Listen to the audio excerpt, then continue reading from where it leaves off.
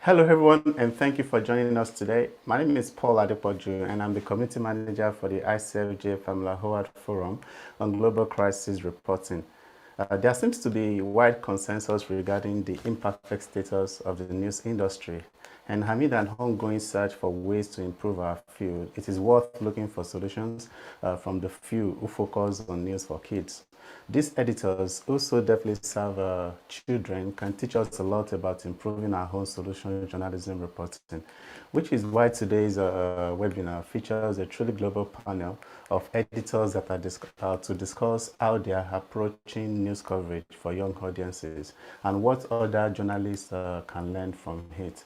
And this includes focusing on helpers in coverage of disturbing and tragic events, and also finding ways to cope with bad situations that are covered in the news. In addition to reporting news that help children navigate their everyday lives in formats that will appeal to them. And these formats include short stories and sentences, cartoons, and humor. So, which is why I'd like to welcome my really impressive panel of experts. So I'll start with Seren Leo, who is joining us from Singapore Press Holdings. How are you doing today, Seren? Good, good. It's a little bit late at night now, but hello, everyone. Yes, thank you very much. I also want to introduce Ross Khan, who is the editor-in-chief for Newsmatic. How are you doing, Ross? Hi, thanks so much for having me today. And of course, I also like to introduce Dr. Harleen Haveri, who is the president of Global Youth and News Media. Hi, Harleen, how are you doing? I'm doing great, and thank you and the ICFJ again for doing this. Thank you so much. Then I also add, we're also joined by Henrik, who is the editor-in-chief for Kids Week. Hi, Henrik. How are things going over there? They're going all right. I just sent my children away because I'm at home. I said, just don't bother me in the next half hour, even if you're hungry. Okay, don't worry. I also have mine jumping up and down somewhere, so I understand what you're dealing with. So Okay. to kick off the conversation, I would like to give the floor to Dr. Arlene, who I have to admit, I have to say, was really, really crucial to ensuring the success of this webinar. So, Caroline, I'd like you to take the floor and say a few words before we go into the full present session. Basically, I think this is a crucially important topic that these editors can help us with, because the issue of trust, the issue of audience engagement is something that everyone faces. And these editors of News for Children have dealt with that a long time and have strategies that can be adapted for adults. And I know, Paul, you have a narrated PowerPoint from me because I never trust technology, so I pre-recorded it and sent it to you. My job today is to give you an overview of our topic and to offer some ideas about how to experiment with it yourselves at home. And I want to thank the ICFJ for this opportunity to explore this topic with 4 great editors from whom we can all learn a lot. These editors will talk about strategies that they and those like them do naturally. These include solutions journalism, which is also known as constructive journalism, plus the audience engagement they build and the trust they gain in the process. As you know, solutions journalism puts the emphasis on solid, rigorous journalist inquiry into possible solutions to a problem rather than just reporting about the problem itself. For these editors, the problem to cover is dictated especially by questions from their audience, children. The solutions often emerge from a close look at who is helping. They back it all up with unparalleled audience engagement and an aha approach, authenticity of attitude, humor, and providing an outlet for action. Most of the time, these motivations are invisible to the audience, but not always. Wow, a new positive news initiative out of France and Belgium makes its intention to concentrate on solutions very clear. In fact, it has received one of the 2022 European Solutions Journalism Accelerator grants. The elements of the approach were made especially clear during the early weeks of the COVID-19 pandemic. That's when most serious news media looked for solutions to the massive problem everybody faced. But children's news editors particularly excelled as trusted sources who could also spur cathartic action. Our Global Youth and News Media Prize honored some of this superb pandemic coverage for children. We had to stop at 12 winners, but there could have been many more. Their cases in full are on our site. Remember that action element? Well, 6 children's news editors answered a call from Die Zeit in Hamburg and from the International Museum for Children's Art in Oslo to join in the Kids Paint Corona project. In it, they invited children from all over the world to draw how they were experiencing COVID. More than 5,500 pictures showed up. Again, this time after the invasion of Ukraine, such editors provided an action outlet for children's anxiety by inviting them to do drawings that sent wishes of hope and peace. Intense audience engagement can be a daily event for these editors, such as for Playback Press since 1995. Each day, children determine the content of Playback's 3 age-specific dailies from the story ideas that the staff's professional journalists pitch to them. In determining how to handle tough news, Playback relies totally on children's questions. The examples at the bottom right report the murders of satirical cartoonists in 2015, who included one who also drew for Playback. The upper left picture shows editor François Dufour asking some children what questions they wanted answered around those killings. Such involvement can only build trust. To help you try some of these ideas, we've devised some homework based on some activities done previously with Playback. The aim is to explore your own journalistic assumptions about children and about your own audiences. Both ask you to play a bit with your front page or your home page. First, simply do a redesign of the day's home page or front page to make it better for children. Then get them to critique it, showing the original page too. Also have some adults, both in and out of your audience, take a look at both pages. Then tell us how it went. Here's an example of how Spain's El Mundo handled it for its print edition. When you do it, take into consideration these guidelines from Playback. Remember to be clear and concise about the facts and content intended for, but not pandering, children. Here's a crossover example for how Zero Hora in Brazil incorporated such an approach for children into its main edition. They created a regular feature for complex stories. It was a clear, concise, for-your-child-to-read explainer that was paid for by an ad from a prep school. Some more guidelines. News for Children has shorter stories with hard words defined. Headlines are not cutesy, and stories get maps, lots of color, and photographs with truly useful captions that add additional information. Speaking of shorter, here's another crossover example. NU in the Netherlands edited the King's speech down to 600 words to help as many people as possible be willing to read it. Here's the second assignment. We did it with 12-year-olds, but you could go a bit younger. Basically, they pick and choose content for a new front page or home page from all of your content. You can also try it with adults. Here's the results from one class. As you see here, students tended to pick stories other than the leads, and by the way, certainly not fluff. Now, a shameless pitch for something I think needs doing. A new take on this 2017 report that looked more deeply into the ways and the hows of news for children. Much of it is still true, but it needs updating and expanding. So please give us a yell at Global Youth and News Media if you want to partner on that. So now over to Paul, who is Community Manager at the ICFJ, to continue with this session. Yes, thank you very much, Heroline, for that. And with that said, let's start our dialogue. I'll start with Ross Khan.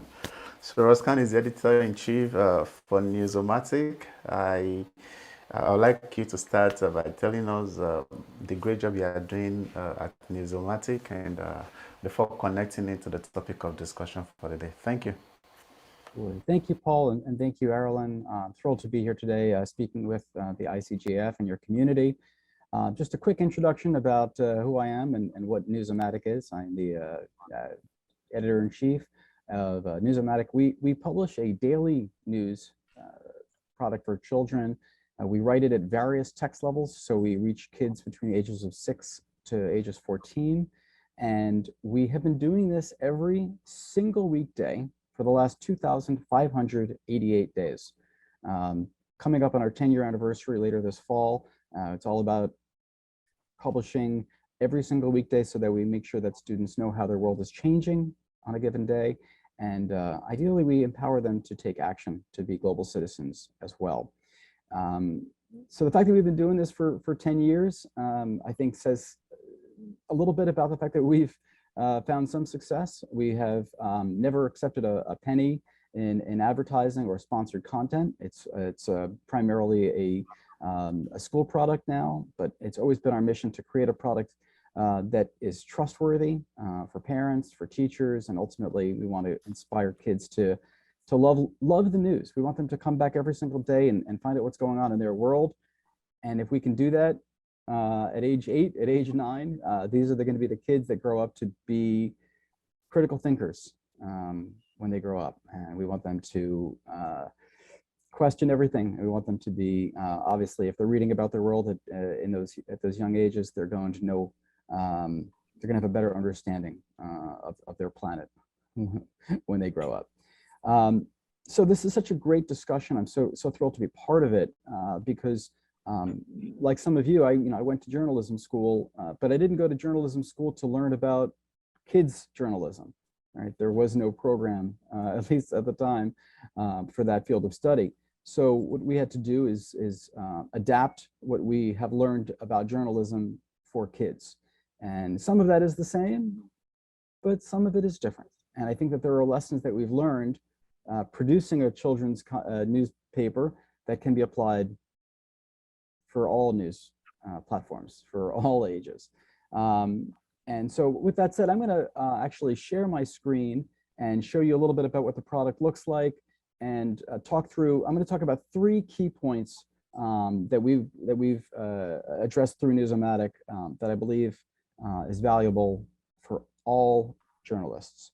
So if you guys are seeing my screen here, you guys see this is an edition from earlier, a couple weeks ago. But again, we do this every single day, summer, holidays. My first point, making it visual. We are now working with the YouTube generation. Kids are growing up with tablets now. Kids are expected, they expect that the media that they consume will be multimedia. And I think the days of sharing an article with a single picture, those days are long gone, at least if we want to really, truly engage students. It was never our intention to create homework. We never wanted to create a product that was going to feel like an assignment. We knew that if we were going to succeed, that it had to be something that kids would gravitate towards, that they would want to be involved with. So, this is what a homepage looks like. And again, you can flip through and see different editions that we've done over the years. Obviously, we're covering serious news, science, sports, politics, arts, entertainment. But it's also about making sure it's visual above all else. So again, trying to create an immersive experience. That way kids feel like they're, the pictures are really pulling them into the story. We're dealing with reluctant readers, right? This is an issue addressing kids where they don't want to read. They'd rather be doing anything else. And so if we can make it bright and inviting, that's going to get them to kind of want to come back. It's going to make them feel like this is for them.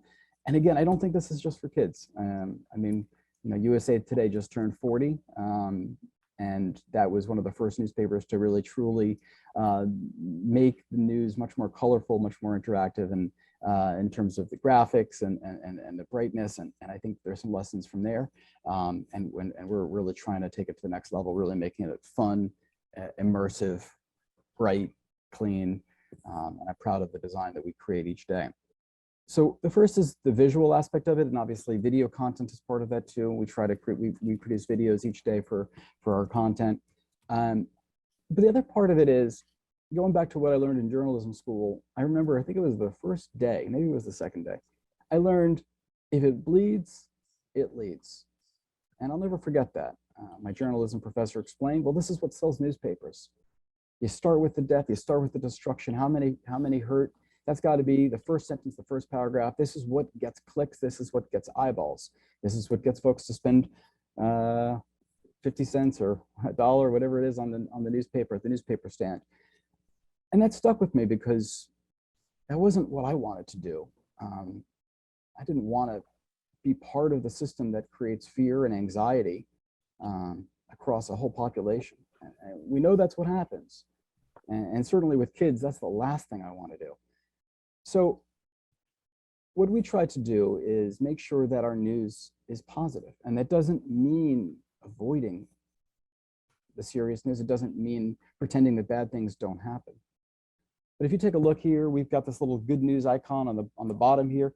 Every week we cover good news. I mean, we slap our little icon on it. We try to focus on the progress that we're making environmentally, animal populations rebounding, or just feel good stories. The truth is, feel good stories, they have importance as well. And it's obviously about creating hope and inspiration for the next generation and for adults as well. But it's also, it's actually proven that reading positive stories makes us feel better. And I think if we're going to be part of a solution here on the planet Earth in the 21st century, to move the world towards a more peaceful place and to create a stronger democracy and more critical thinkers, we want them reading, we want them seeing good news. And then just to bring up the fact again that we don't always cover happy news. We really want kids to be aware of what's happening in their world. After all, this is their world they're inheriting from us as the grown-ups.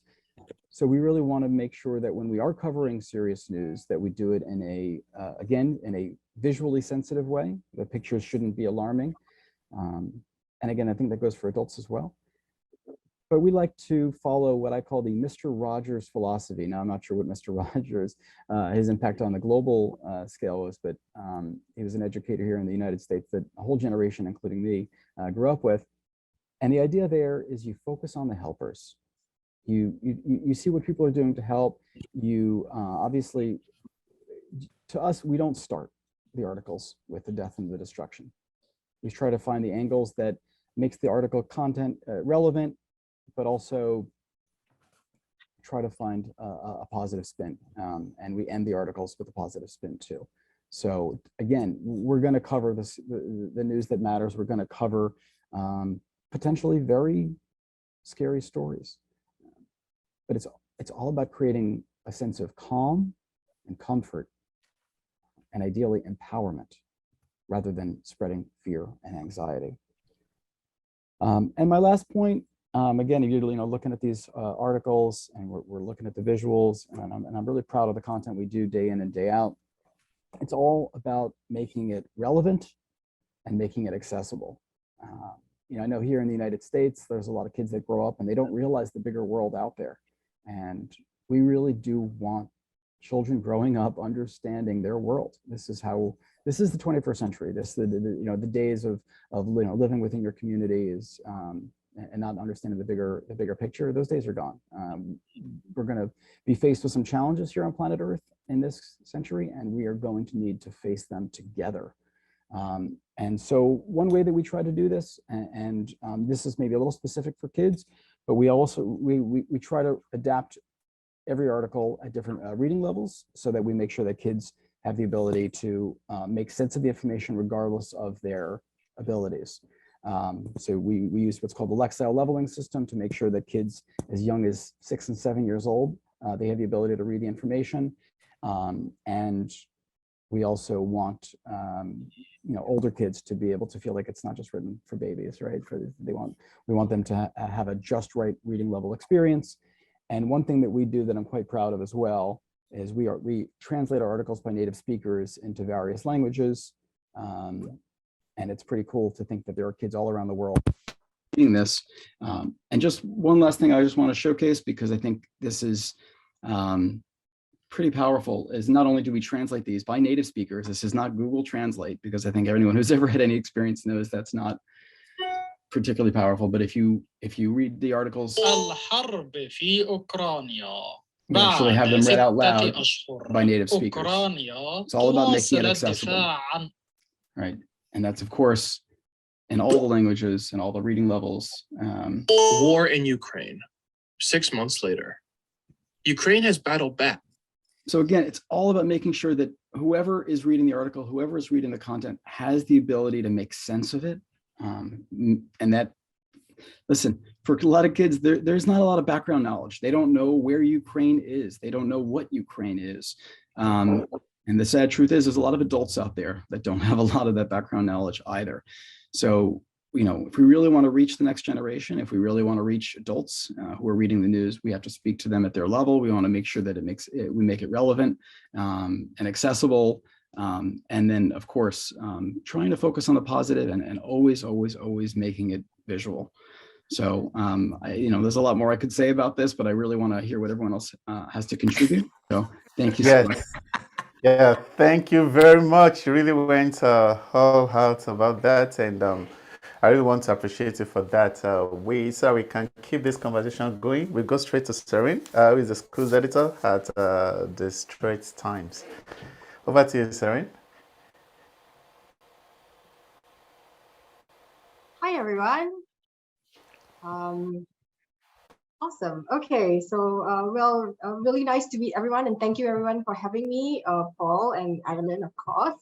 I'm Serene Law from the Straits Times, which is the mainstream English daily here in Singapore.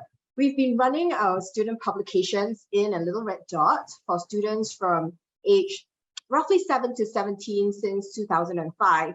And I'm really glad to be here to share some of our learnings from what we've done over the years. So I've categorized the ideas into really 3 areas, specifically, talking to kids, and also secondly, how we work with schools and teachers, and 3, speaking to parents. So let's start with, what we do for kids. So one of our missions as a publication for young people from the start was to get them interested in current affairs and national issues happening around them from a young age. We know that from previous studies longitudinally that young people who start being aware of the news are more engaged in civic affairs when they become older. So we wanted to start conversations about civic engagement early. And some of the topics, as you know, are quite heavy for them. Things about racism, lawmaking, social issues here. They are big, heavy topics. So you will see that we use formats and storytelling devices like comics and illustrations. So on the screen, you'll see this, a part of the comic we did about how racism, and we try to compare it a little bit to a virus because that's been in the news lately, hasn't it? To try and bring it across to kids. It's almost like parents hiding the broccoli and carrots in the mashed potatoes and the hamburgers. Yeah, something like that.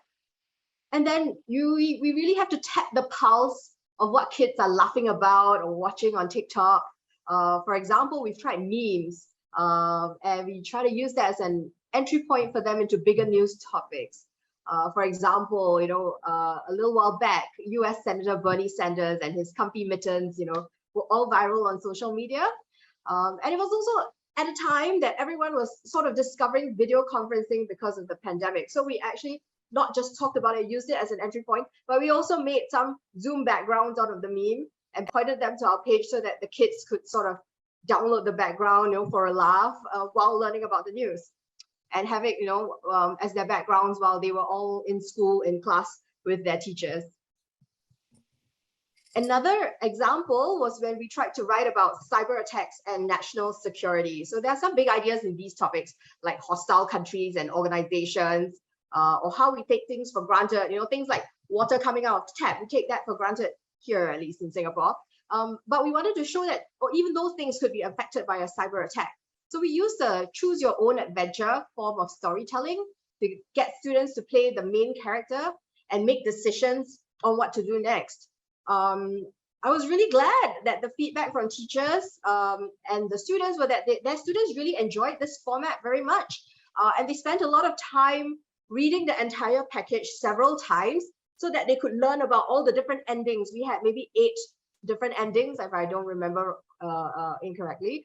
And so it's very much like a video game for kids, right? But in text. What was important to me was that they actually found it fun enough to put their time, which is a big commodity for them, into doing this. Another of our missions is to get kids thinking about how they can play a part. And one example is often how the news is so full of disasters and problems that are happening to different communities. So a few considerations for me. How do we make these issues relevant to a 10-year-old, a 12-year-old and so on? How can we write it so that they can understand it? How can we not give them any trauma about it? Because we have heard from teachers and parents that sometimes, for example, with Ukraine, when kids were sort of seeing visuals on TV and in papers and everywhere on social media, and they were like frightened. They were really frightened. They said, how come this person's house is falling to pieces, for instance? And lastly, how can we make them feel like they can be part of the solution? So besides writing simply and writing cleanly, one of the other things we do is often to write in here, as you see here, these are little activity boxes, prompts to get them thinking about how they can play a part. So one of the examples I often go to is that, for example, when there's a typhoon somewhere in the region around Singapore, it often happens. For instance, right now there is a typhoon going on in the Philippines, and there is a call for people to donate, whether it is money or supplies. We've often asked kids to think about what supplies are needed. And it's amazing, that actually many parents don't even go through this with their kids. And in the news, we've actually had people and people like the Red Cross actually say that, people get things like teddy bears, high heel shoes, or makeup that are donated. And people don't really think about it. So we ask kids, what would you donate? It's first critical thinking among our young kids. We've previously done another project called Shop for Your School, where we asked kids to identify a problem that they wanted to fix in their schools or communities. And we actually earmarked and how they might spend a sum of money. So we earmarked a sum of money from our budget. We got them to write a 1-page plan, and we gave the winning school the money to carry out. And it was amazing. It was really nice to see kids sort of put that into thinking. We actually had a 10-year-old call up the newsroom and sort of ask for my team, because she was worried that her entry would not reach us in time if she mailed it on the day of the deadline. So that was really nice to hear. And interestingly, this was the school that won. Yeah, okay. Pre-pandemic, we actually did a face-to-face outreach program called the Little Red Dot Pop-Up Newsroom. And I'm really hoping to do this again very, very soon. We brought a van, you can see our branding a little bit at the back, of station games to schools. Students got to try out figuring out things like, what are the 5 W's 1 H, of news reporting, choosing photographs for a front page to match a story. And at the end of it, we gave all the participants a little press pass with their photo on it. It was a way of showing them some of the behind the scenes work of the media, and was a first sort of introductory step to media literacy as well for them. So let's move on to how we work with teachers in schools. We are trying to do more in this area, but one of the main ideas is that we want to make teachers our friends and our champions for the news. We do a lot of workshops and coaching to help teachers see how the news works and how we can map news content to the syllabus that they teach so that it's very relevant for them. We've also done a handbook that we give out to all teachers. At first it was physical, now we do an ebook to show them the possibilities of how to adapt. For instance, an infographic that you see in the newspaper, let's say it's about pandas, into use for their class. So it could be used to discuss, for example, things like species conservation or sustainability. We also occasionally work with the education ministry here to get a wider audience for our work. So very quickly, let me move on to how we work with parents. So most news titles today do organize events to engage their subscribers or the general public. And one of the ones that we do here at the Straits Times is the World Press Photo Exhibition. And the Straits Times presents that yearly in Singapore in conjunction with our own photo exhibition called Through the Lens. So you'll see a bit of the branding here. Parents, lots of general public usually do show up, but what we did was we always write a kind of a little page to help parents make sense of what they are viewing together with their kids. So here we've created a simple activity, and we also inserted questions here that parents can use to spark discussion within the family when they're there. And we wanted to bring out the fact that discussions about the news can start young. It doesn't mean that they have to be older or teenagers, in order to talk about the news.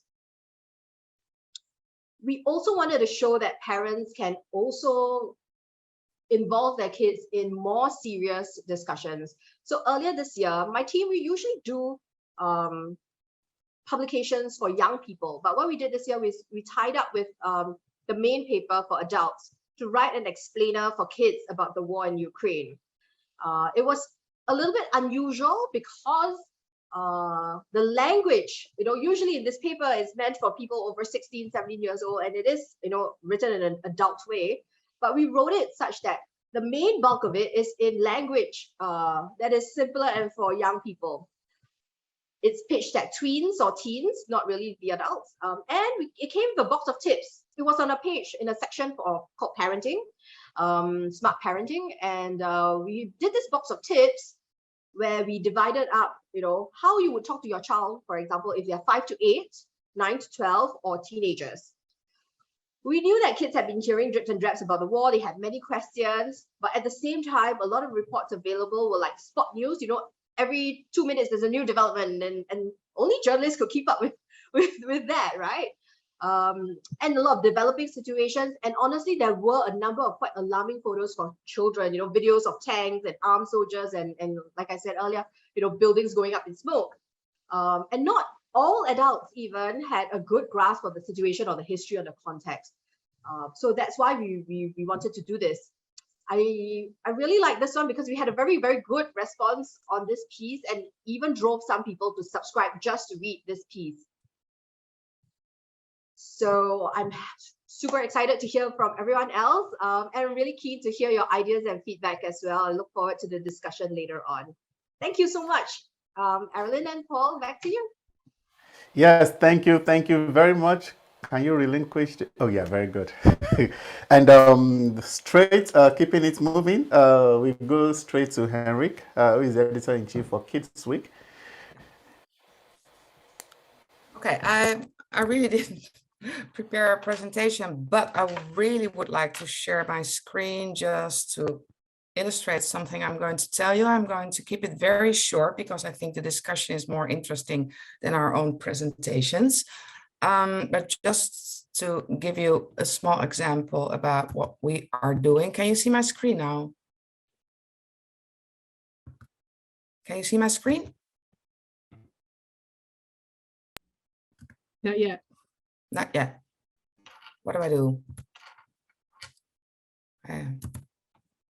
This is the issue. If you're working Yes, for kids and you're not so digital savvy, what do I do? I think you Yeah, we okay. can see your screen now. Okay, you can see it. Very good, very good. Yeah. Yes. Okay, so I'm editor-in-chief of 2 titles. One is Kids Week. Sorry, can you go full screen? It's not on full screen yet. Yeah. How do I do that? Right click.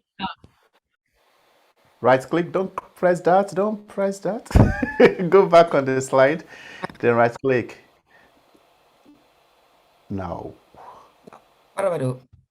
Put this on full screen, the whole slide itself. Click the rectangular box. Yes. Then if you go towards, yes, the one that has go towards the hand, just go straight down. So The icon directly above the 14 degrees C.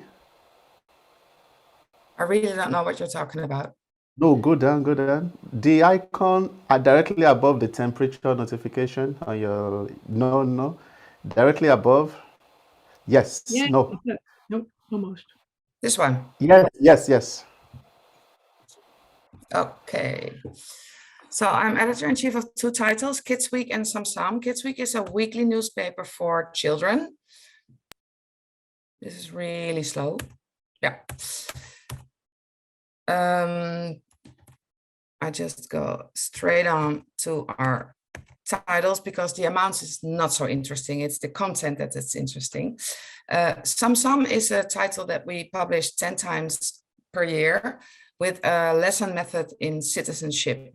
And we publish stories from around the world. And I think this is one thing I really would like to contribute to the discussion later, how we make the stories with kids in countries that normally don't have the voice of kids.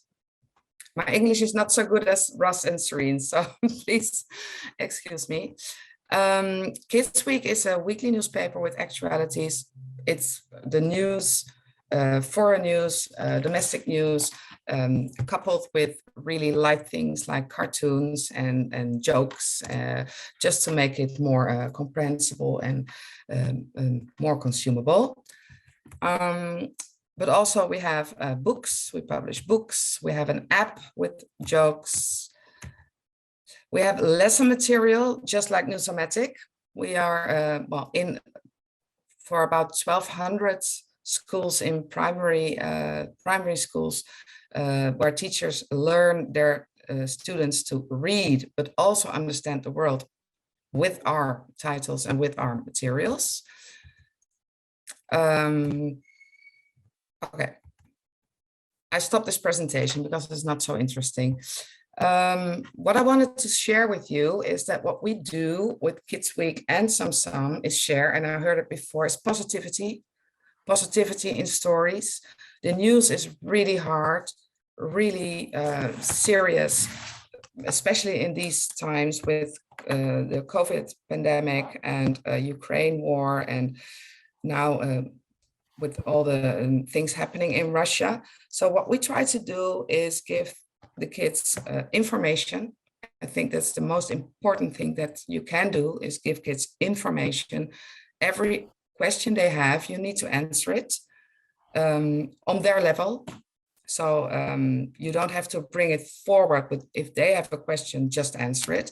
I think it's really important to give a glimmer of hope, of a bright spot at the end of an article. Every article in Kids Week or Some has a bright spot. Sometimes it's really difficult to find it, but we really try to do it. And one way to do it is to put in an action perspective.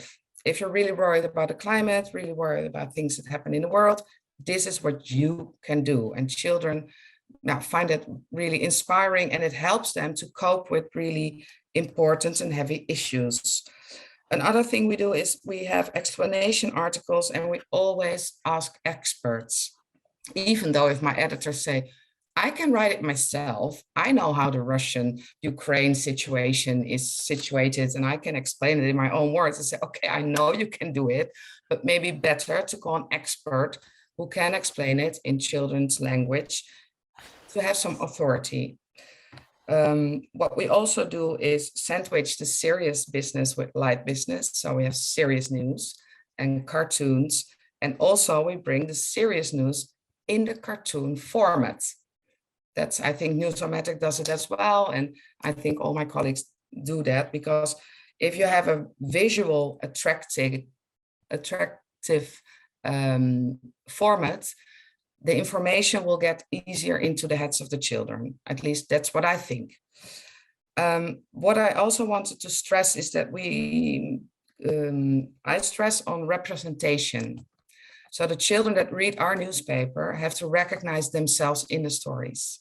So we try to find children that can tell stories about their lives, and this is especially for Some, which is an international topic magazine, to try to look for stories of 11, 12, 13 years old that can inspire children in the Netherlands to maybe change their life, maybe go and study something else, because I think that's really important. The representation is also another fact. I hope I'm clear enough, especially in Asian, South American, African countries. We try to interview children to tell their stories. This is a part of my language, pain in the ass. Is really difficult, because to interview a 10 or 11-year-old child about their living situation, there are a lot of huddles that we have to take. There's the parents, there's the, can we earn money from this? Can we, what's in it for me? But if we succeed and we can publish a story of an 11-year-old boy in Ukraine before the war started, and he tells about his home situation, where he goes to school, what he's afraid of, what he thinks he can do, what kind of help he needs. It empowers those children. And that is, I think, a very important topic in this specific discussion, also for adults. If you feel you're represented in the media and you see that the persons in the media tell a story that you can relate to, it helps you, it empowers you, and it empowers the people who are being interviewed. Because what I told before, it's really difficult. Sometimes it takes 3, 4, 5 months to find a girl in Morocco that can tell about the rituals of burials. That's a story we're writing right now. It's really difficult because normally girls don't go to the cemetery. Girls are not allowed to speak.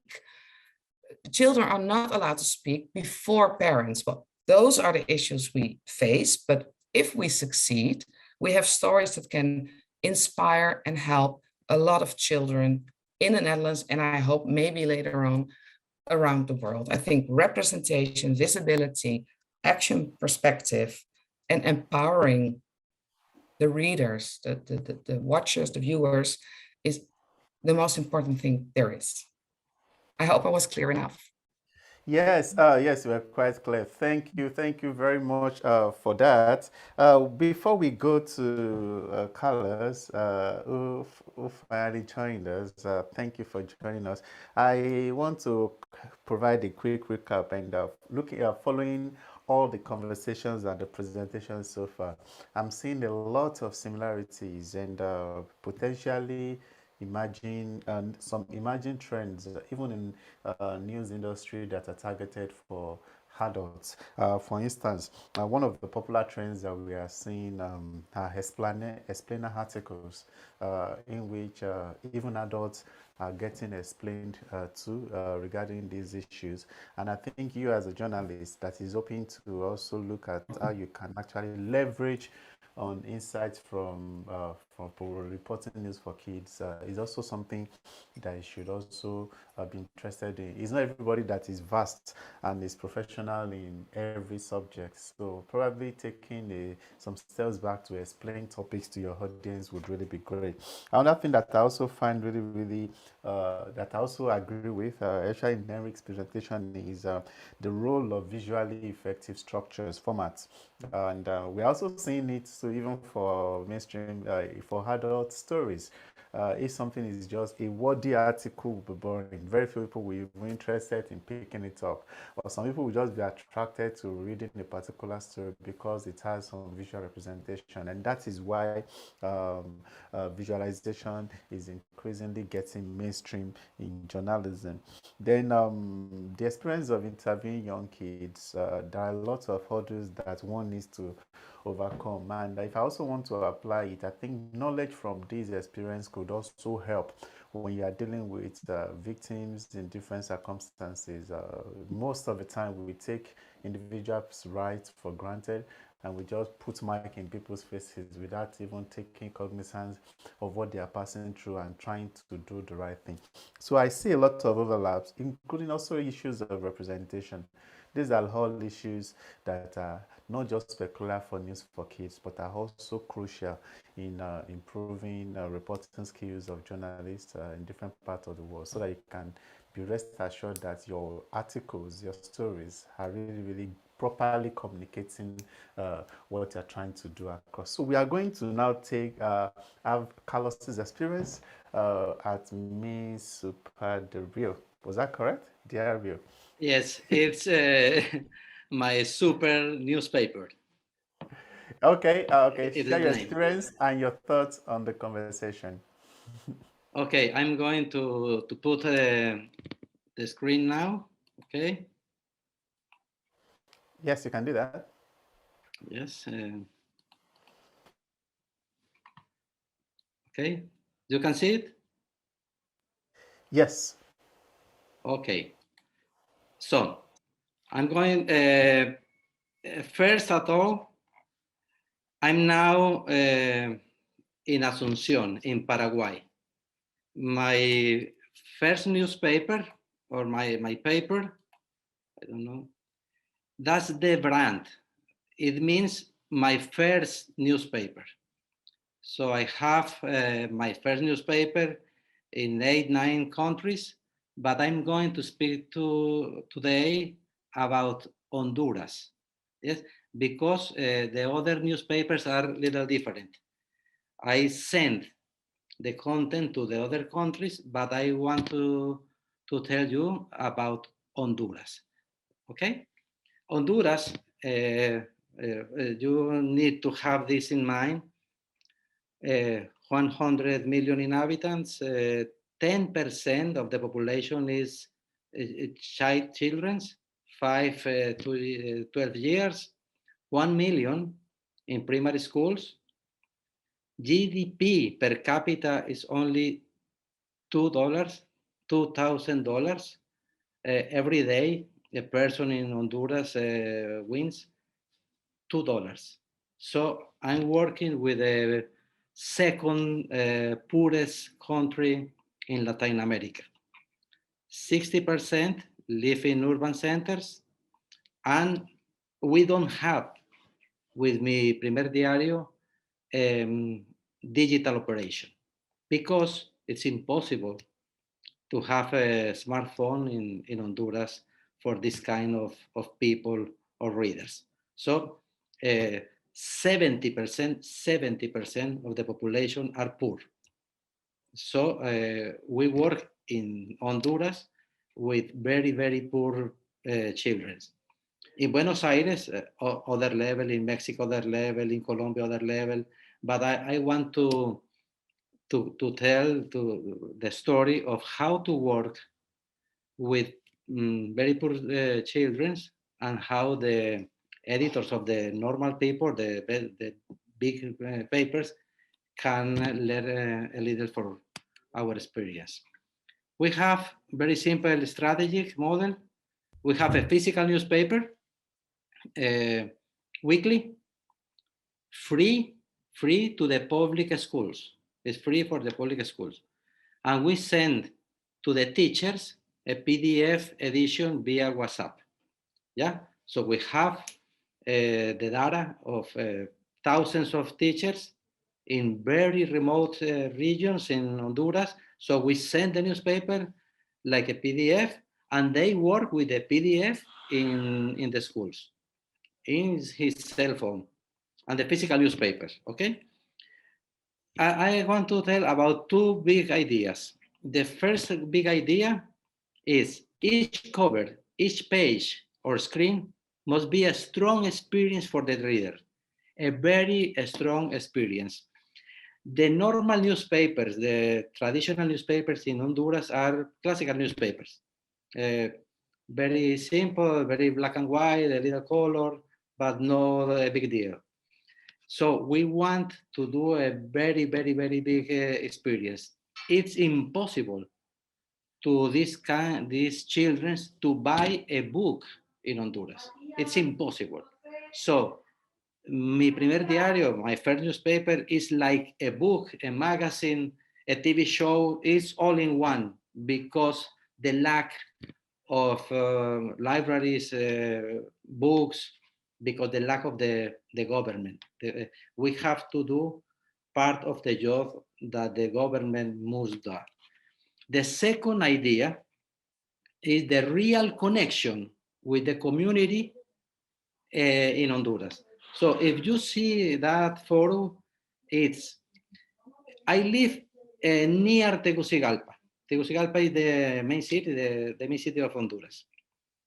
So, and this city is 1 hour in a little plane flight, and then 3 hours in a boat to reach these children to give this paper. So this paper for this little boy, it's gold. It's the most important success this day in near this big river, etc. So we want to connect very close to the children because we don't have internet, we don't have nothing in the digital world. So how we are building trust? I work in 3 ways. Data, we need the numbers data. Very simplicity to explain to the children. Very, very, very simply. And we want, or we are creating links with the school community, basically the teachers, and we create food programs. It's not about journalism, it's about food. These children, maybe they can only take one food a day. So we are mixing newspaper and food. Newspaper and food, very effective, really. This is a normal page. We don't have a big staff with designers, infographic people. So we create a very simple format. So we can, our journal is very easy to fill, to know. And we want everything to explain in 4 or 5 little paragraph. I remember Garcia Marquez, the big writer, say one thing. They say, it's more difficult to write 15 words than a book. So when I work with 100 newspaper in Latin America, like a company, and every day I try with editors like our audience, editors in normal newspaper, it's very difficult to put a story in 15 words. It's very difficult. It's more easy to write a big story with 7,000 characters, and it's very difficult to write a story in 300 characters of 15 words. It's very difficult. So I encourage all editors to try to write the Ukrainian war in 50 words for a child or a boy with 7 years in Honduras, with a very low level of comprehension of the wars, of the war in general, without TV, without digital connection. How can you explain the world? So if you look at these pages, very easy to read, very organized, very simple to understand what we want to explain. Numbers, little paragraphs, illustration, of course, photos, etc. Very consistent design. Okay, and building this trust in community, we work in 4 great areas. First, I am this man here. We go to the schools, hand by hand, boy by boy, a very, very line, very long line, in his hand, the newspaper, to take this connection. We work with big brands like Burger King. So in every Burger King in Honduras is very cheap food. They gift the newspaper to every boy that is in Burger King. This is a beautiful girl in an hospital. So we go to every hospital in Honduras and give to the children in this condition the newspaper. And this is a little photo. This is my wife. He's the editor. We go food, a lot of food. Fruits, bread, cookies, whatever. Okay, and this is the way we connect directly, physically with the children, with the teachers, and with the brands. Our first audience in Honduras is very difficult to go with a newspaper into the schools. It's very, very difficult because now the government is left wing, okay? It's left wing, and they have his own agenda, and it's very difficult to go to the school. So we make a very strong connection with the teachers. The teachers are our main allies, are our main partners to put the newspaper into the school. In Honduras, the children work without newspaper. Our newspaper is all news. We don't like to be another teacher. We are not teacher. We are journalists. So it's only news, news, news, news, news. So we are not the enemy of the teacher. When we began with this project in Bolivia, the teachers look at the newspaper like an enemy. You are not teacher. You cannot go into my school.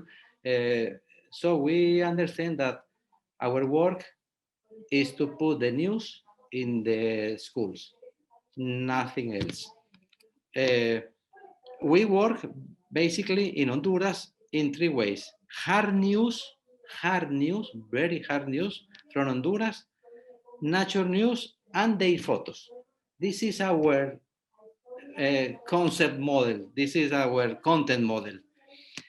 In Honduras, if you can see a little this is about thousands.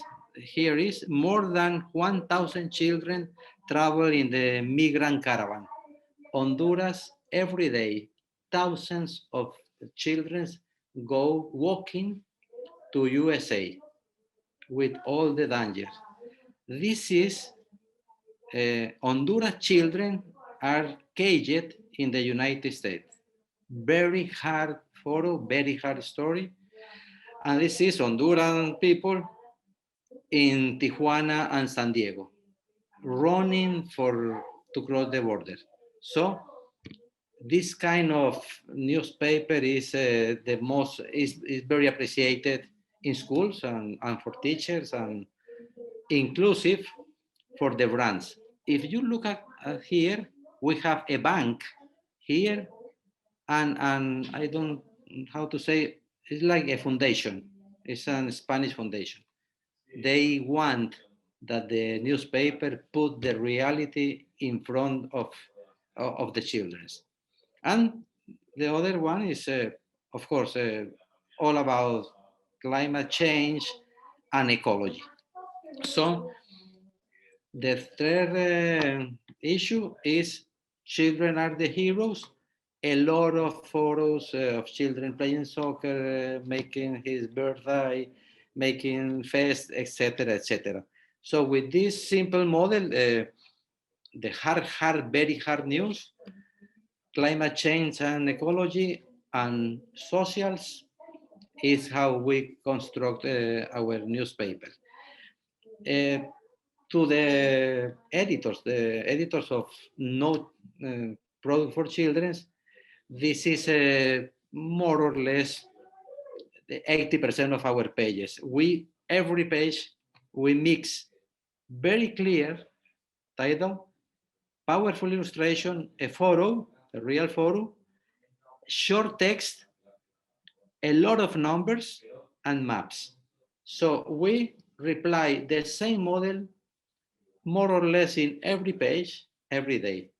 So we construct a way to read when these children are going to grow, they can understand better a newspaper or a web page.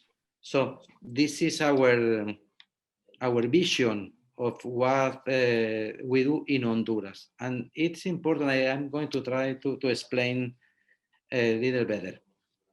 I work with normal editors in all Latin America.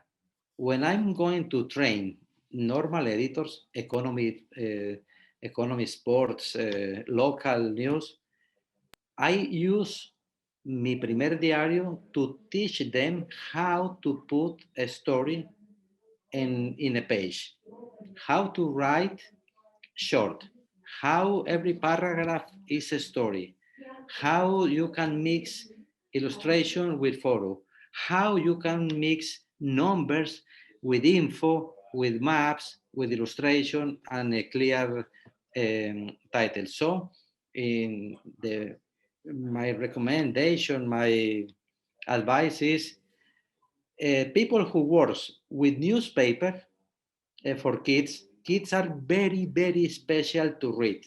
They read, they can begin here or here or here or here. We don't know where the children is going to begin to read.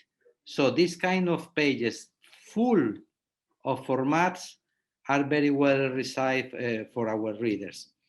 Not only in Honduras, because this kind of page is in all Latin America, the same page is about the Amazonian danger with the fire, and it works very well. So the last two ideas, first idea, a very, very strong experience for the reader in the graphic, in the color, in the use of the white spaces, the numbers, etc. And the second, a real connection with the community, a real connection with the community. So that's my short presentation. Aralyn, thank you. You helped me a lot to create this presentation. So Paul, Serene, Stella, I'm ready to hear you. So thank you very much. And I think one of the things I liked during each of your presentations, we got to see a lot of insights. And the more I want to, let's start with this conversation with this thought. The more you describe how you produce news for kids, the more I personally see the present day adult readers who seem to get too bored about too much text and who are only attracted to illustrations and pictures. So do you agree with me that there is a lot with the present day readers that what works for kids may also work more for present day readers? So who wants to take on that point? Yeah, Henrik, go ahead. Yeah, the funny thing is I worked like for 20 years for magazines for adults and since 5 years for children. And I apply the same rules because what Carlos said with images and nice layouts, it's attractive to read an article. We call that insta moments that you can come into an article that can be a few digits or a graphic or a cartoon, or so what applies to adults applies to children. And what I also want to stress is that I saw your pages, Carlos. They're really sort of heavy in layouts. Like if I look at Kids Week, it's really soft and easy and charming and a lot of color, and your pages are like boom in your face. And I was wondering, maybe it's South American, could be. Yes, it could be. It's from Mexico to Paraguay. Yeah. Full of color. Yeah. That's it. Okay. It's cultural. It's cultural. Yeah. And I think that what you said about the teachers, that the teacher is your friend. Yeah, that's the same with us, and I think with Russ as well, because also Newsomatic is a medium that is distributed mainly in education, right?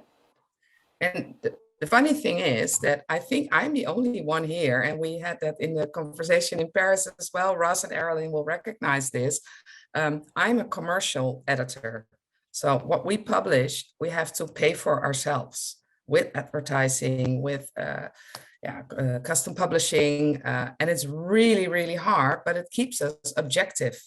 We can bring stories that we will bring because we have our own financing. And I was wondering, Carlos, for example, you showed all the dilemmas of parties and organizations that support you.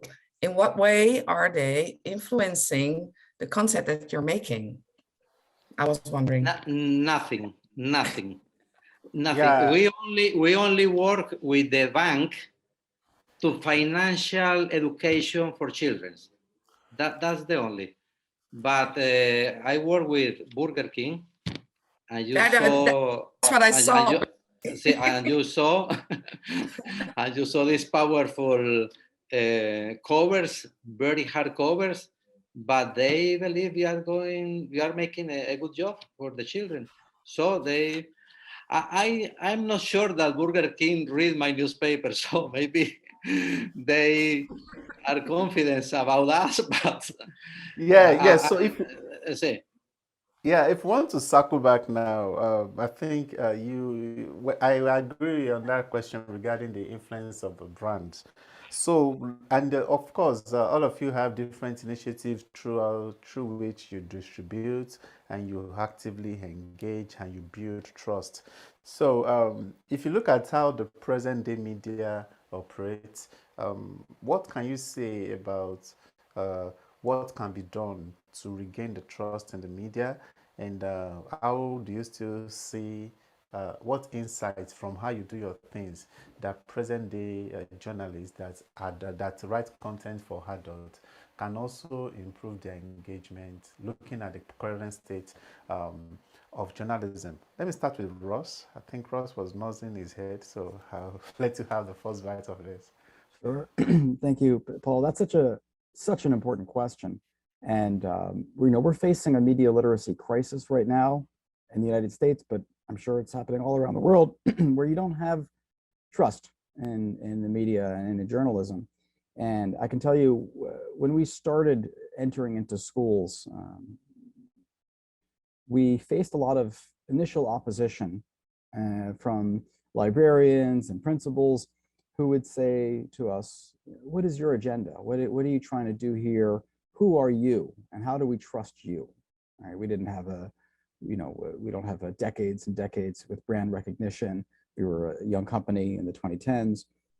And what we decided to do, and I think that there's a lesson here for all adults, all adult news, we provide our citations, our sources for every article. And by that, I mean, if we've interviewed somebody, we actually cite the time and the day and how we did the interview, how we conducted it. If we used other sources, if we used Reuters or the Associated Press or BBC or Al Jazeera, we cite it. And, as someone who grew up reading the news, that wasn't something that I ever saw. And I just figured news magically happens and that the articles just appear. And I think if we really want to regain the trust and also if we want to get kids to be critical about what they see and what they experience, we want to be transparent. We want to show them. The term is how the sausage gets made, right? How does this happen? Where does the information come from? How did the journalist do his or her work? And again, especially for kids, they have no understanding of how these stories get put together. So the more we can show them the process, the better they're going to grow up, again, to be critical, but again, ultimately to trust the sources. Because then if we've done our work properly, then they'll see that. So I really recommend that. Again, that's been a feature that we've had in our product almost since day one. We added it within the first year or so because of all the feedback, and it's been great to be able to stand by the content. And again, I think there's lessons there for everybody. Henrik? Yes, I want to react on as well as what Russ says and what Carlos says, because what Russ says is almost not possible if you have to write a really short article. Our article is like 200 words, 250 words. And the important thing is you want to have the whole story, but the nuance, I don't know what type, do you understand the word nuance? Oh, difficult. Okay. In 250 words is really difficult to put a light on every view. So normally, and also what Carlos said, a lot of adult media have difficulties in explaining some really important but really difficult issues. They try to do it also in the Netherlands. We have a news network that try to translate difficult news in articles from 200-300 words, and they ask us how to do it. So we help them. It's a really nice cooperation, because if you can write for kids, you can write for adults. And a lot of adults don't have any view on the big world issues. So if you have to write an article of 250 words, Russ, you cannot put every view in it. And it's really difficult. But the main thing is, where do I get my information? Name it, call an expert, name his name the institution, and then you know where information comes from. I think that for transparency and trustworthiness is really important. Yes, so there is this issue that I think I would like to ask you. We are seeing more only there seems to be if as somebody that has also written a lot of pieces for some top outlets within our editorial discussions, we always hear insights like people's attention span is very short, that readers really go to the third and fourth paragraph. Most of the time, you have to quickly tell them what you want to tell them in the first line, even in the first paragraph. And it quite aligns with how children's publications are laid out with pictures and everything. Is this not a threat in itself to journalism, actually the writing aspect? If we are having people that are also whose attention span is similar to young kids, so how do you tell better stories in 60 words, in 50 words for adults? How do we reconcile this to ensure that we are not having negative impact on people's reading culture, and yet again we are still getting the best results? My question is, how do we get people to read more and improve their attention span? What insight from working with kids can you share with us? Let me begin. Yes. Harleen, do you want to come in? No, I wanted to hear from Serene or yes, Serene. On that. Okay, maybe I can talk a little bit about that. How do we help young people increase their attention span? So actually, one of the things when Carlos was speaking was about how he had really short stories. Okay, so for us, we work very closely with teachers. We always try to get feedback from them, and the teachers do tell us that it does depend on the ability of the reader, right? Those who are very strong readers and the slightly older ones, they'll be able to dive right into a paper and they'll go for any story they like because they have that ability to manage that. Then there are the weaker readers, either their language abilities are not so strong, or they are younger and some of the topics don't resonate with them.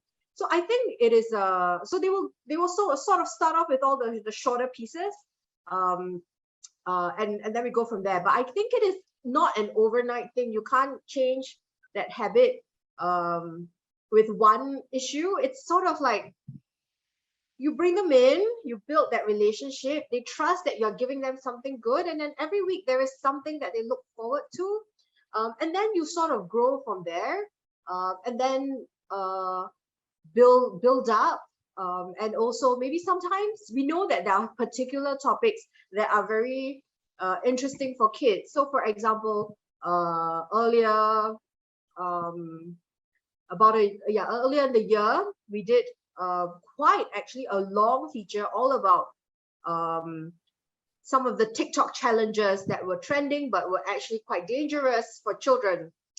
It was a long story. It was maybe and very unusual for us. It was over 2 pages. but we mixed it up with lots of pictures and things like that. But when we went back down to teachers and said, how did your kids? And it just so happened that I was giving a talk in the school after a few days after that issue came out. And actually all the teachers in the room were saying that their students were really into it. And even if they struggled with the text, they kept on it because it was interesting for them. And also what we did was, you use little journalism tips and tricks, like little subheads, breaking it up into smaller sidebars and things like that, so that they will, attend it, and then maybe they can take a break, but they'll come back to it later on.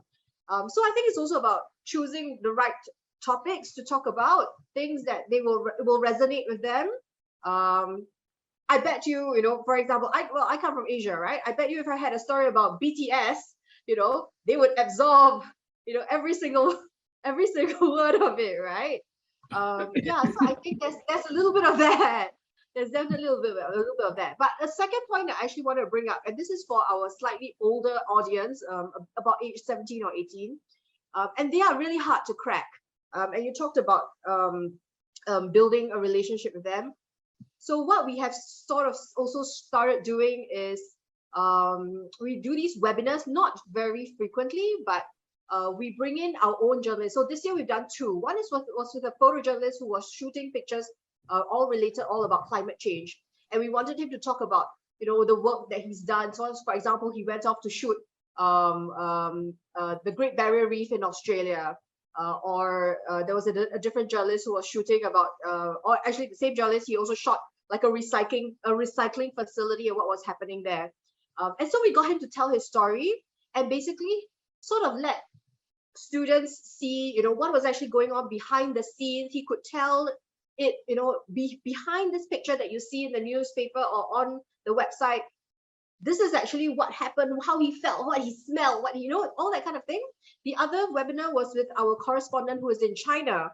And of course, we know there's, for us in Asia, China is quite interesting, but China is also very hard to crack because right now, with the COVID things, people have not left the country in 3 years. It's really difficult to get in and out. So he shared, what was going on there and all the different kinds of aspects of that. And people wanted to ask. They wanted to ask about, and because bear in mind they're about 17 or 18, they wanted to ask about censorship. They wanted to ask about what is the CCP like? How do they treat journalists, for instance? So I think having that kind of relationship and being able to sort of have that almost as if the news is your friend, sort of makes them come back for more. Thanks. Okay, thank you. We have, I would like us to take some questions, but before we do that, the last question I want to ask is this. If you are, let's say you're in the position to, you are running an adult-focused newsroom, what are you going to do differently? Stemming from your experience working in this current focusing on children. So what do you think you would do differently that you think can work? So everybody has 30 seconds. So I'll start with Ross. To be sure. Take over an adult newsroom, is that what you're saying, Paul? We take over? Yes. What insight will you bring to an adult-focused newsroom? To me, it's about community building. I think engagement is the name of the game, especially again in the YouTube generation. In Newsomatic, we make sure that kids have a voice and can feel heard. They can draw pictures and submit artwork. They can ask questions and share comments. I think that that's so critical. With kids, obviously, it needs to be monitored, needs to be safe. But that community engagement is, if we want to keep journalism alive, if we want to kind of continue to keep it strong, I believe strongly in building that community and making sure that a newspaper plays a key role, however local or global it may be. Okay, Carlos? Yes, I'm working hard the last 20 years, 25 years. I want children to read. I need that the children can read. So when I design a page, I'm looking for the facility to read, a good title, a good lead, a good conclusion, I want people to read. So I work in another time with the UNESCO, in Paris, making books for children in Latin America. And I mean, maybe in Netherlands or USA, today is not an issue to read, but in Latin America, to read is an issue. If you can read, you don't have the word to take decisions. So in Latin America, I work with my vision, my goal, my purpose is children need read in order with the conclusion, and that's my work. It comes, but I need that the children can read and can read Okay. news, So all the focus is I want to create kids that can read news. Okay. Like Serene, BTS, fantastic. Here in Latin America, Dua Lipa, Coldplay, and a dinosaur, and the problem with the migrants. But they can read and understand what they read. That's my point. Yes, Serena. So the question is if we take over an adult newsroom, right, Paul? Yeah, yes. Yeah, so what Okay, insight will you maybe I bring can to transform an adult newsroom? maybe I can add something. Yes. Sure. Eric, we want to go first. Yeah. Okay, two things. The one thing is what I called earlier is representation. If you feel represented in the media, then you're more likely to read it. And another thing, call me old-fashioned, and Carlos, in the Netherlands, we have a reading problem as well. There are a lot of children and a lot of adults that cannot read. And it's a really, really big problem. And that's why I want to, how we call break a bone for prints. Unlike a lot of you, we have still this print issue. Yeah, Carlos, you have it, but the other media is more digitally focused.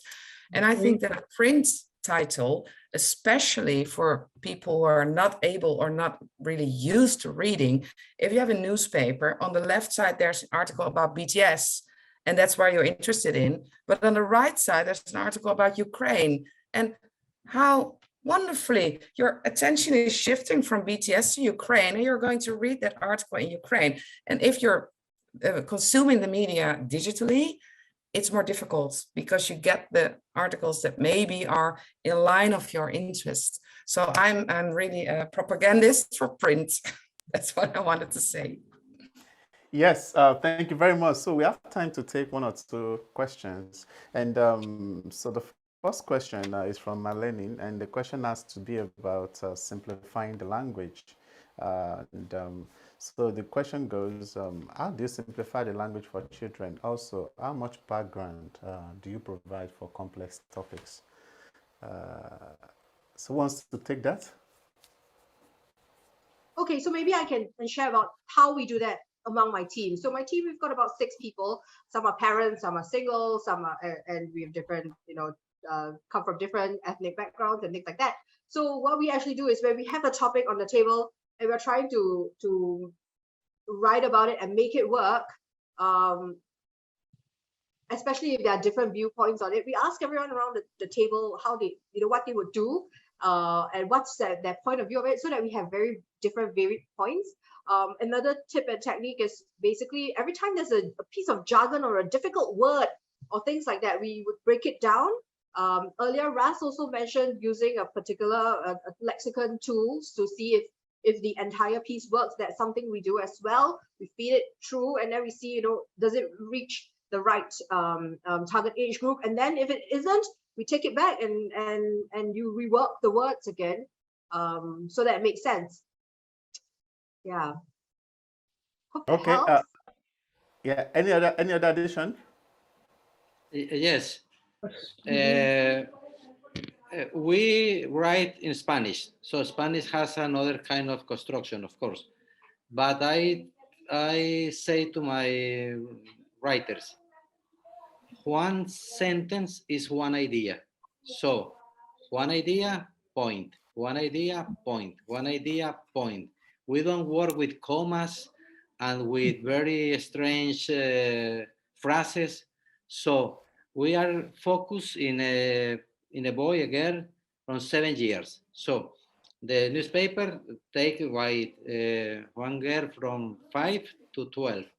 So we think in a boy or girl with 7 years. And we say, if you are going to write a 200 words, a story, 200 words, every sentence is an idea.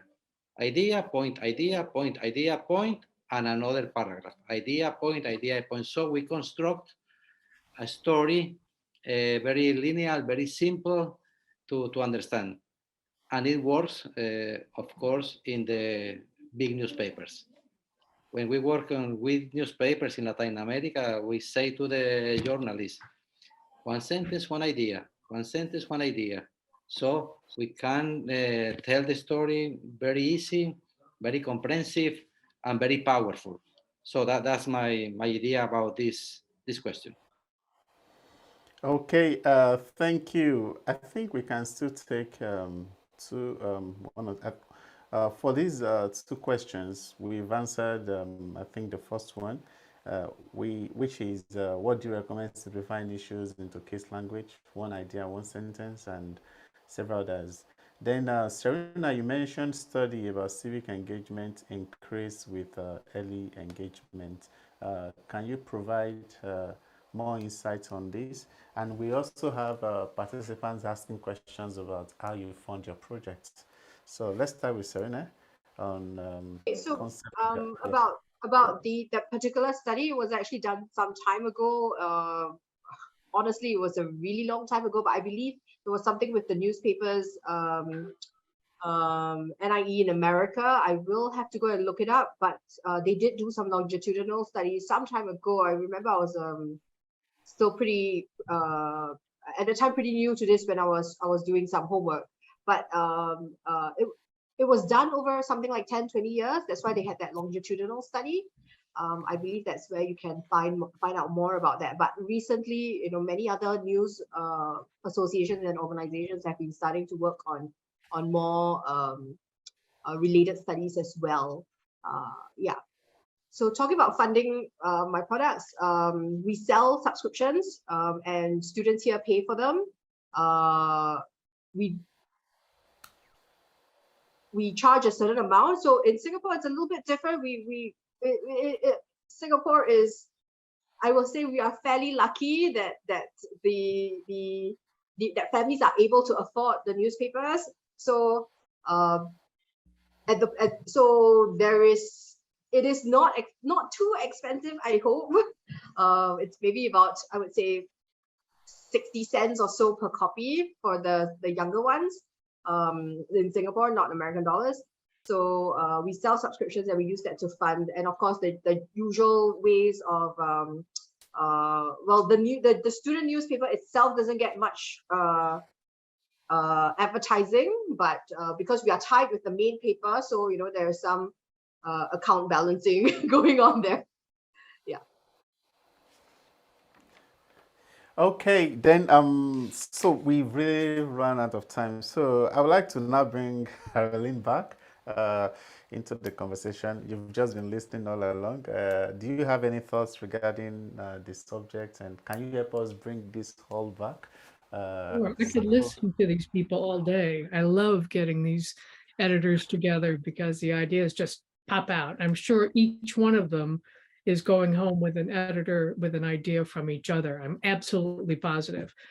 I would suggest that the participants, those of you in newsrooms, go back to that activity that's in the first set of slides, just to do a front page designed for a 7-year-old based on what you've heard today, and then test it with a 7-year-old, and then test it with adults who are already your readers and adults who aren't, and compare it to the front page you normally do, or the web page you normally do, because I think you'll be surprised at what those people, all of them, will say. That I think in past tests, the adults have actually preferred the children's approach because they find it more accessible and they can really understand it better.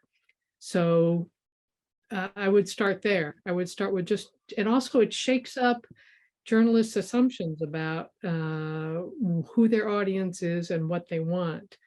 So try it, just try it. Okay, thank you. And as we wrap up, I would like to have our, our panelists' last remarks. So regarding this conversation, so Ross, if there's anything that you think journalists or and any other persons that are on this call should take home, what do you think that would be from you? Well, obviously, I believe in the power of journalism for children. This is, I think, why I'm here and all the other folks here. If I'm going to speak to journalists in the adult news world, I would just say, don't forget about the kids. I think that there's the expectation that kids don't need to worry about news. That's not for them. That news is only for grown-ups. That's something I know I've heard a lot from our young readers, but that's the expectation.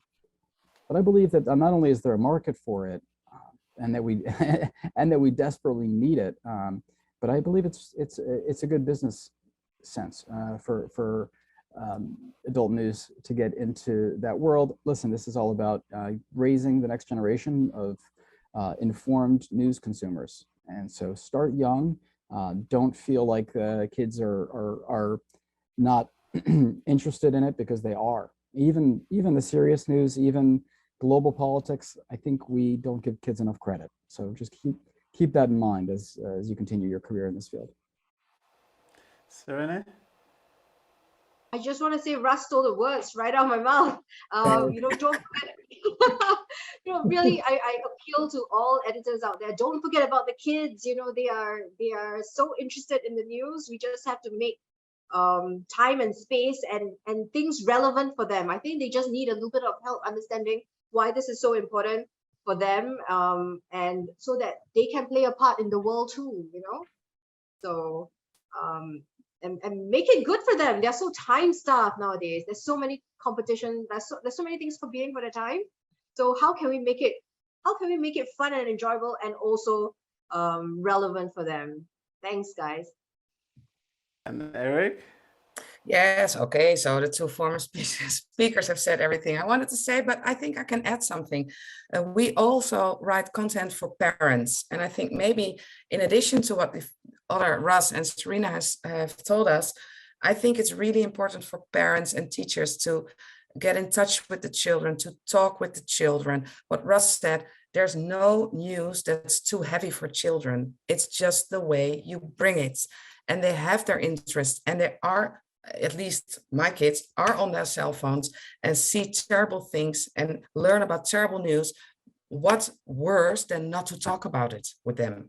Just talk about it, read together, ask them, give me your phone and let's watch together. And that is what we should do as journalists, help them, inform them, and not be afraid to handle the bigger topics, because this is the next generation, they have to know.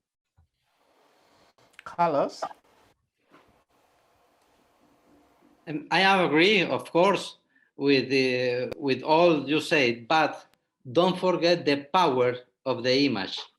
All our kids now, the children, are profoundly visual. The TikToker, etc., the YouTube, the shorts of YouTube, they are profoundly visual. I encourage you to work with more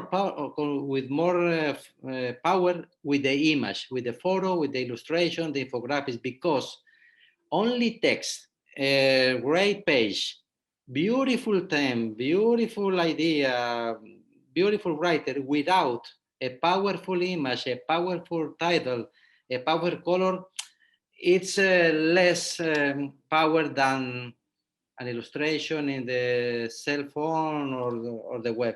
So we need more artists in the newspaper, more artists, more photographers, more creative, more illustrators, because it's not only the words, now is the image. And they are going, I say, Google, Facebook, etc., YouTube, with 10 seconds in TikTok is more powerful maybe than a black and white page. So I encourage you to work with the image. Okay, thank you very much. Carolyn, do you have anything to also add? No, they've said Oh, it all. yeah, great. So thank you very much to all our panelists. We do appreciate you, and we'll try as much as possible for those that are asking for the resources, as much resources that they've shared today that we can share with you. I will endeavor to do that. And before we call it a day, I want to invite those that are based in the UK to our in-person meeting that is happening next week at the British Museum. So if you find yourself very close, if you'll be in the UK next week Thursday afternoon, we'll be having an in-person meeting at the British Museum. It is tagged a journey through history. As journalists, we'll be talking about historical stuff that are present in the museum and having conversations, general conversations, connecting and meeting in person. So if peradventure you are in the UK and you would be happy to attend, registration is important so that we can plan logistics very well. So I've put the Eventbrite link in the chat box for you to fill, and we'll take it from there. It's going to be interesting. These meetings are being held in different parts of the world. Anytime we find ourselves, the next one can be in Nigeria, it can be in the US or any other place. So it's stuff that we are trying to do to build more in-person connection with our forum members. So this will be happening next week Thursday at the British Museum, and I look forward to welcoming and meeting as many persons as possible. And if you are not a member of our Facebook forum is very, very exciting. We share resources, we share tools, we share opportunities, and we also share insights and tips, whatever that we find relevant and can be beneficial to you in your journalism career. So please join other thousands of journalists in different parts of the world that are members of the forum. And so please, I encourage you to join this Facebook forum. Thank you, Stella. Stella has put the link there. So click that link. It will take you directly to the Facebook forum. Request to join, and you'll be added right away.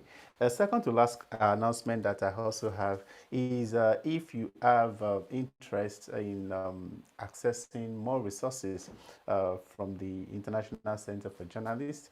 For instance, this webinar, in a couple of days, we are going to have a recap of the tips that have been shared on this webinar and their tips. So there are several other tips from different webinars that we've heard. So I encourage you to check out HighJNet's website. Thank you, Stella, for more resources.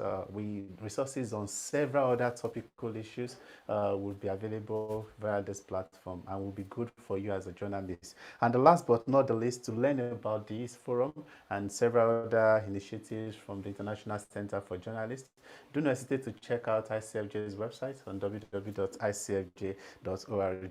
And until next week, when I've been having fun on the streets of London, take it slow, saying hi to our forum members of your attendance. I say thank you very much. And thank you very much to our panelists for being with us today. And enjoy the rest of your day. Have fun, everybody, and bye from me. Thank you, Paul.